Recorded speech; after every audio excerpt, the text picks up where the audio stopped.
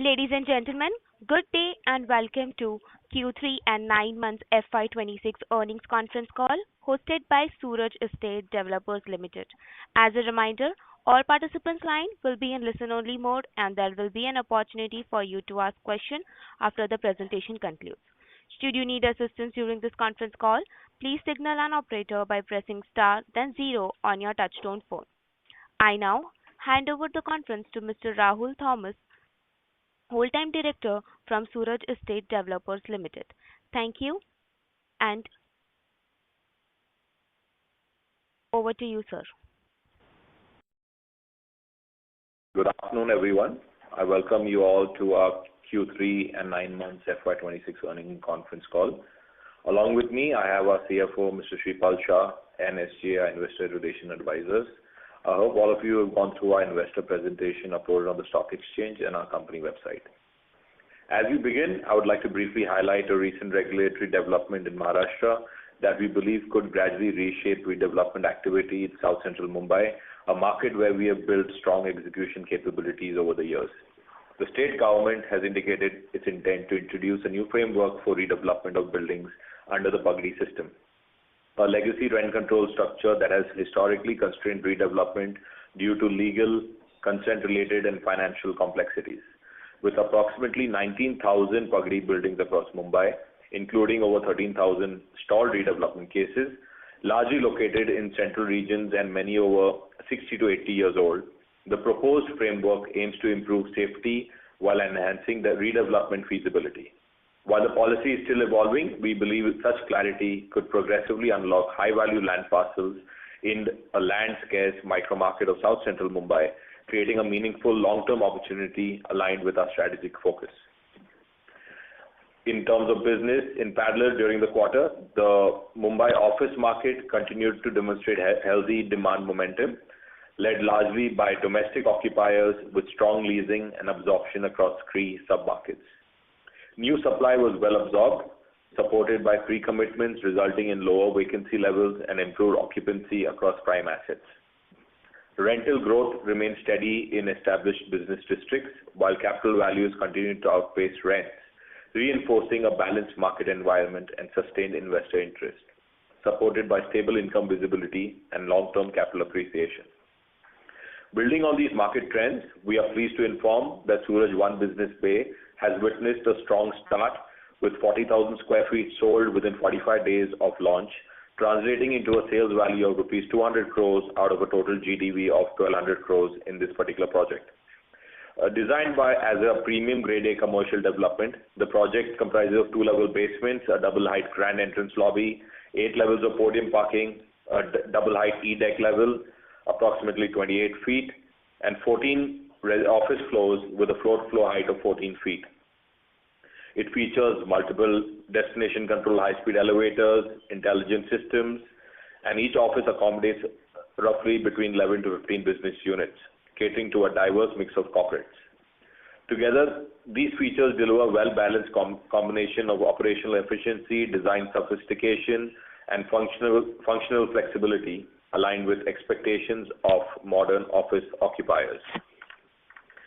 This momentum validates our strategic focus on South Central Mumbai as a high-potential commercial corridor, and we are actively evaluating similar high-quality commercial opportunities in the SCM market to further scale the segment in a disciplined manner. Recently, we have also acquired two additional land parcels, one measuring 1,760 square meters and the other 906 square meters in Bandra. Alongside these developments, we are pleased to share that the company has been awarded the Euromoney Real Estate Award for India's Best Residential Developer.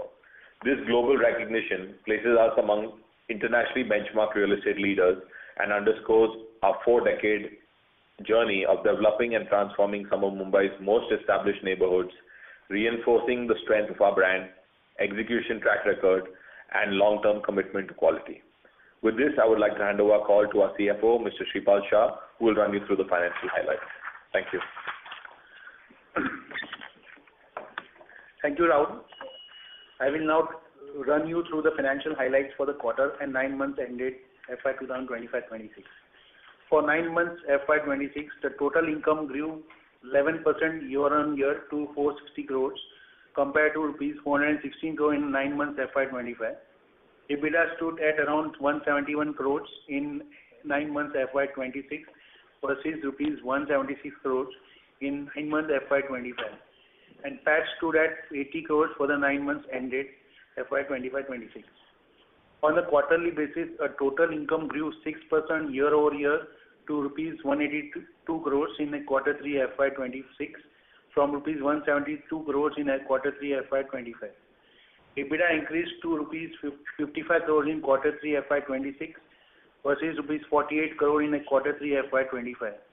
And PAT grew to 25 crores in quarter 3 FY26 from rupees 20 crores in quarter 3 FY25, supported by operating leverage during the quarter. Operational performance during Q3 and 9 months FY26 reflected steady sales activity and improvement in commercial transactions. Sales area increased to 51,826 square feet in quarter 3 FY26, registering a 211% year-over-year increase, while 9 months FY26 sales stood at 1.03 lakh square feet, up 56% year-over-year in terms of volume, primarily driven by higher contribution from the commercial segment. Sales value rose to 253 crores in quarter 3 FY26, a 137% year-over-year increase, and to rupees 487 crores in 9 months FY26, reflecting 38% year-over-year growth supported by the residential commercial product mix. Collections amounted to rupees 124 crores in quarter 3 FY26, up 48% year-over-year, and rupees 310 crores in 9 months FY26, indicating stable collection during the period. With this, I would like to open the floor for questions. Thank you. Thank you very much. We will now begin the question and answer session. Anyone who wishes to ask a question may press star and one on their touchtone telephone. If you wish to remove yourself from the question queue, you may press star and two. Participants are requested to use handsets while asking a question. Ladies and gentlemen, we will wait for a moment while the question queue assembles.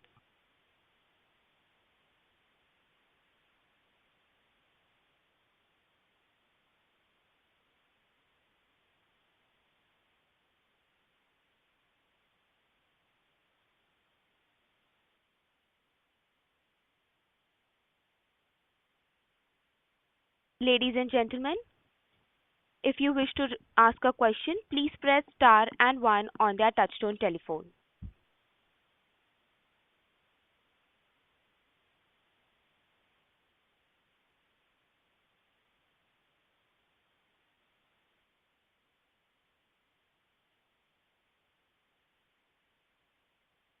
The first question is from the line of Ravi Shah from VRS Capital. Please go ahead.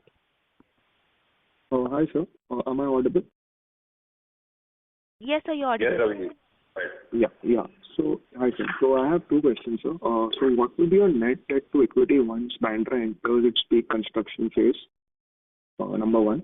And second is, what is the GDV of the projects likely to be launched in FY27? And how does it compare to FY26? Raviji, can you just repeat that? Sorry, we missed you somewhere. So, the second question? The first one. The first one, sir, what would be your net debt to equity once Bandra enters its peak construction phase?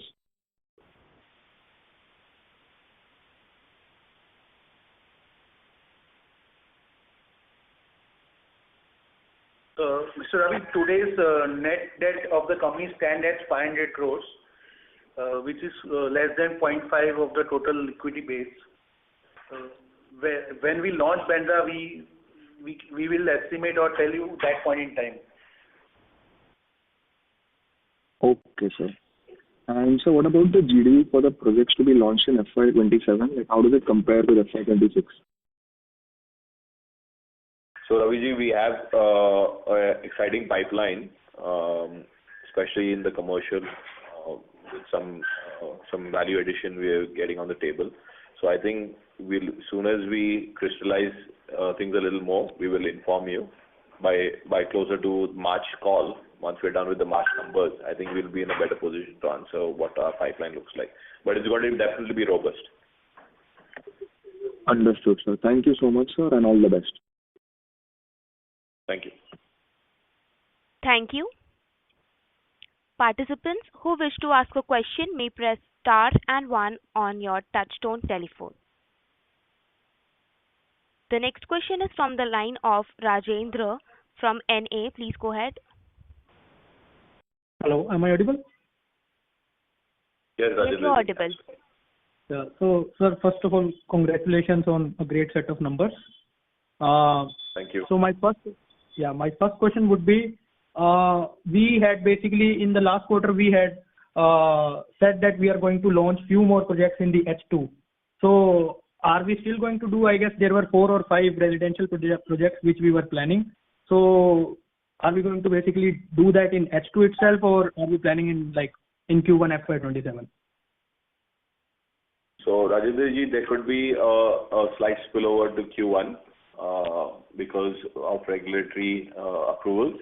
We've changed our certain plans on those launches. So everything is on track. We will try for trying to get it within this financial year, but there could be a spillover of Q1. But there are a few more announcements which we will make for the new launches for the next year. So certain value additions, like I said earlier. So I think we will have a clear picture of the launches and the GDV closer to the March call. Okay. And given that we had my second question would be given that we had a stellar quarter like the Q3, so do you plan to revise your pre-sale guidance of 600 crore for this year, or Rajendra, we'll still continue to maintain 600 right now. Rather we commit what we can achieve definitely, and we'll try to overperform. So I think right now our guidance still remains the same. We want to achieve it, and then if we do better, everyone will be happy. So I think we still continue to remain at 600, but we're going to definitely strive for more. Okay. And the last question would be around the new land parcels that we have acquired in Bandra in Q3. So what would be the GDV from these two which we have added? So actually these are land parcels which are going to be aggregated. Like I said, we will be having a launch in Bandra which is going to take a year's time. So we're just aggregating the land parcels. So this is part of the larger strategy of aggregation right now. We won't develop it as individual projects for now. Got it. So basically we are going to consolidate it first and then launch all the land parcels that we have in Bandra at once, right? Absolutely. Okay. All the best. That's all. Thank you. Thank you. Ladies and gentlemen, please press star and one to ask a question. Thank you. The next question is from the line of Divyansh Singh from DS Broking. Please go ahead. Hi. So I have two questions. The first is regarding, will the Pagadi redevelopment require higher tenant payouts or legal structuring, and how could that impact IRRs and timelines? Sorry, Divyansh, could you repeat that, please? Again, sorry. Okay. So will the Pagadi redevelopment require higher tenant payouts or legal structuring, and how could that impact project IRRs and timelines? So current, when we're doing the redevelopment, we've already factored in the rental cost today. So the margins which we are discussing or which we are achieving right now is already taking into account the rental cost which we are paying to the tenants. Also, to answer to your question, the tenant cost is a very small cost in terms of overall cost of the project, so it will not have meaningful impact on the IRRs. Okay. And the second question was regarding what is your target commercial share of GDV over the next 3 to 4 years?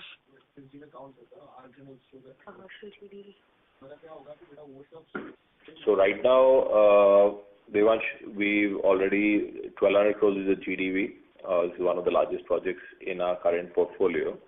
As I said, closer to the March call, we will have a better clarity on the actual numbers and the contribution on the overall GDV. But definitely, Commercial will have a majority in terms of contribution. I can just tell you that much. Okay, fair enough. Thank you so much, sir. Thank you. Thank you. Anyone who wishes to ask a question may press star and one on their touchtone telephone. The next question is from the line of Rahil from Sapphire Capital. Please go ahead. Hi, sir. Good afternoon. Am I audible? Yes, Rahil, please go ahead. Yes. Hi, sir.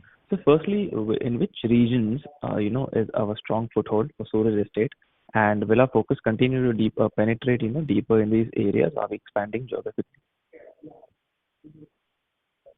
So our focus is actually in South Central Mumbai predominantly. One is, of course, because we already have the land parcels which have already been acquired here historically. And also we have a very strong brand name in this market.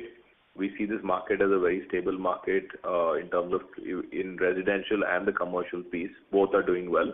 So in terms of strategy, we will continue to remain here and look for opportunities in South Central Mumbai.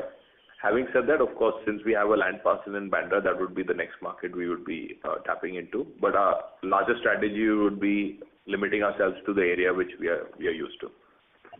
So these parcels you have, accumulated over the years in South Central Mumbai and now Bandra, how long, these will last for you? Like how many years these are sufficient for you to keep growing at a good rate before you move on to, newer areas or even like states altogether, like different cities? So Rahul, we have work up to almost about 5 years of work from the existing projects which we already have and acquired. In terms of, and we also continue doing BD. So as we speak, there's also a lot of BD work going on the side, which I told, which will be announced, closer to the March call. So continuously, there's a churning of obviously existing sites, and obviously opportunistically we look at good land parcels in South Central. So that pipeline is also being created as we speak. Okay, so the land parcels you have are more than enough to keep you occupied for the next 5 years, you're saying? Correct. And so in the residentials, what category is your forte in? Is it like, I believe it's... so we're doing in three categories mainly. We do 1 and 2 BHKs, which is termed as value luxury, which is in between the 2 and a 3.5 crore range. We have projects in the luxury category, which again goes from 5 crores onwards all the way to, duplexes and triplexes and entire floors. So those are the luxury category. So we are operating the luxury and the value luxury segment in the residential piece. And we also do commercial build-to-suit offices, retail offices. That's what we're doing in terms of one business way. So that is pretty much what our expertise lies. And currently the demand is, strong for across all these categories, given residential and commercial. So we don't have much to sell in the luxury category. We almost sold out our luxury projects, Ocean Star and Palette. We hardly have any inventory there. So we have the 1 and 2 BHK homes which are doing very well. It's evident in our new launches which we've done for Parkview 1 and a project called Suraj or Ever and Prabhadevi. So we've got good traction there, and also we see a good traction in the commercial segment, which is evident for this quarter. So I think these are the two segments we're concentrating on. And as and when we launch Bandra, it will be again back into the luxury category. And will that be higher margin of Bandra compared to the current portfolio you have of value and versus the commercial? Yes, of course, Bandra market commands premium. The cost in city of Bombay remains the same. The relations are in the range of 1 lakh to 1,50,000 per square feet. So obviously the margins are going to be higher. Okay. Can you give a resale guidance for next year? What sort of growth you are targeting? Resale guidance we will give at the end of Q4. In the annual results we will give. Okay, along with your GDV pipeline as well. Yeah. Okay. All right, sir. Sorry, just one more quickly. This Bandra will reflect in our start, contributing to our numbers from which quarter of next year? It will not reflect from next year. Maybe we are targeting next year for it to maybe launch. So it'll reflect in the numbers the following year. Okay, FY28 then. Okay. So Okay. since Thank you, it's a sir. luxury project, the sales pickup takes some time. The kind of customers we are targeting want to see sample flat and other amenities before they put in their money. So we might come up with a launch, but the sales we expect some delay. Right. Okay. So FY28 will also see not just the revenue growth and sales growth, but also margin expansion. It will not come in 2027. Maybe following year we can expect some sales once it is launched. So then for FY27, what will be your go-to strategy to expand margins? The GDP pipeline which you are expecting you will be releasing by end of March call, will that already have higher margin projects? So the strategy for the coming year would be going focus a little more on the commercial, because that's the traction we're seeing, and work on that. Continue with our 1 and 2 BHK homes, because that has been selling well, and prepare for a launch of the Bandra project, but that will take some time. So next year would be heavily on commercial and the 1 and 2 BHK homes as a strategy. Okay, so given that, then what sort of margins one can pencil in steady state EBITDA level? So 35 to 40% is the margin which we are enjoying right now. I think you can take that as a blended average. You can consider 35%. Blended average 35%. Okay. Perfect, sir. Thank you, and all the best to you. Thank you. Thank you. Ladies and gentlemen, please press star and 1 to ask a question. Thank you. The next question is from the line of Resha Rathi from NM Securities. Please go ahead. Hello. Yes. Hi, sir. So I have two questions. So my first question is that is the commercial strategy ownership sale driven, or could we see leasing or annuity assets? So ma'am, this will be a commercial sale is what our strategy is for now. Okay. And my second question is that, so what is the total estimate project cost for the Bandra West cluster, including land acquisition, tenant settlement, construction, approvals and financing costs, and what is the peak funding requirement for Bandra over FY26 to FY28? So ma'am, right now it's a bit too premature to tell you the exact details. I think Okay. as soon as we get closer to the launch, because it is a big cluster, we will tell you. But right now it is a bit early to tell you the exact figures right now. Okay. Thank you, sir. But definitely it's a high margin project. I think that's what we should be concerned with right now, since we already have the square footage mentioned in our presentation. It's a high margin project. So I think that will give you a rough idea on what the construction cost, whether it's in the city or in Bandra, it remains the same. It is just approval cost, and land is already almost paid for. So I think you can take your estimates on that. Okay. Thank you, sir. Thank you. Thank you. Anyone who wishes to ask a question may press star and 1 on their touchtone telephone. The next question is from the line of Rajat from Fortune. Please go ahead. Hi, sir. Good set of results. I just had a question regarding the margins. So, you mentioned you'll have a 35% blended margin. I just wanted to know that for commercial, like compared to residential, commercial compared to the luxury value, how much will be the difference in the margins? That's all. So, Rajat, in the commercial, since we have purchased the land, we acquired it outright, the margins would be in the range of 25 to 28% in terms of margins in the commercial. Okay. In terms of value luxury, since these are 33/7 projects, we get benefited in terms of approval costs. Also, these lands, many of the lands are acquired historically, so there the margins are a little higher, between the 38 to 40% mark. That's why Shripal has mentioned about a blended average. Okay, great. That's all from me. Thank you. Thank you. Participants who wish to ask a question may press star and one on their touchtone telephone. The next question is from the line of Rajendra, an individual investor. Please go ahead. Thanks for providing me the opportunity again.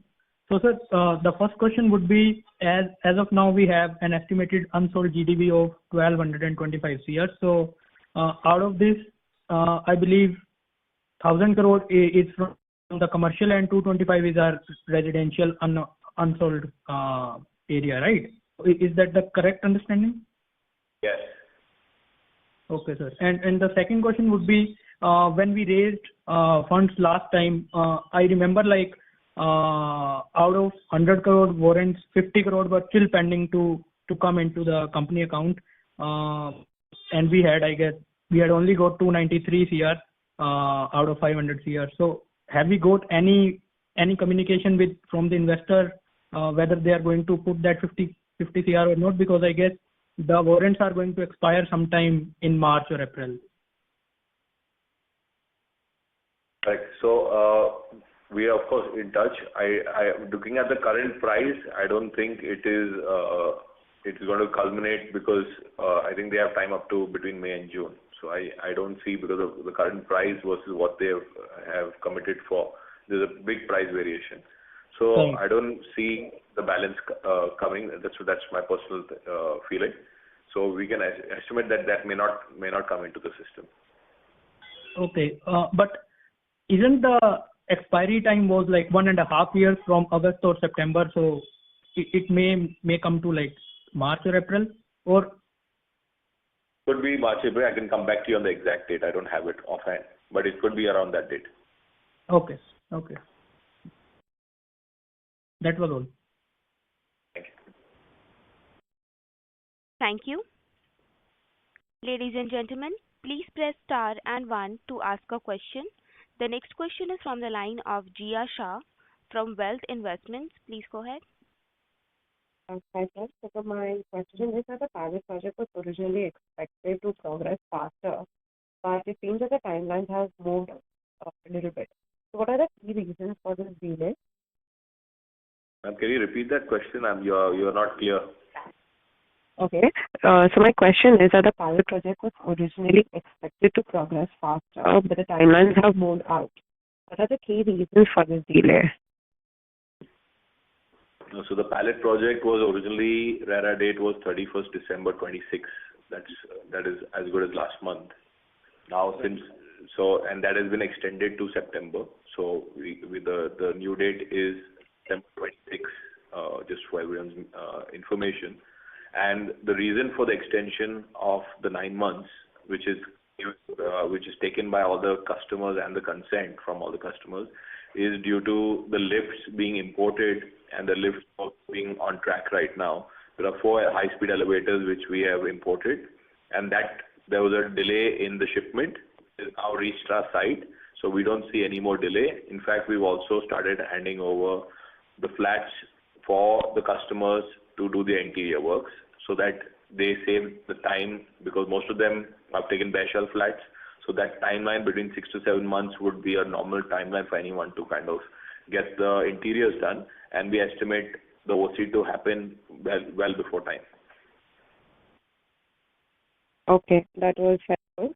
And my second question is that the Beyond One Business Bay, what other commercial opportunities are currently under evaluation, and are these largely concentrated in the SCM corridor? So it's a bit initial to tell you exactly the thing, but I can only tell you that we have 2-3 good opportunities which we are considering, and we will make those announcements closer to March, where you will understand. But yes, it's all in South Central Mumbai. Got it. Okay, this was helpful. Thank you so much. Thank you. Thank you. Anyone who wishes to ask a question may press star and one on their touchtone telephone.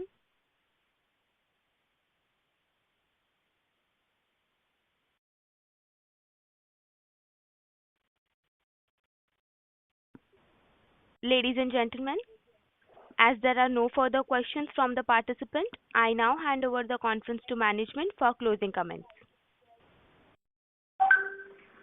To conclude, our performance in Q3 and 9 months FY26 reflects steady execution across both residential and commercial segments, supported by favorable market conditions in our core micro market.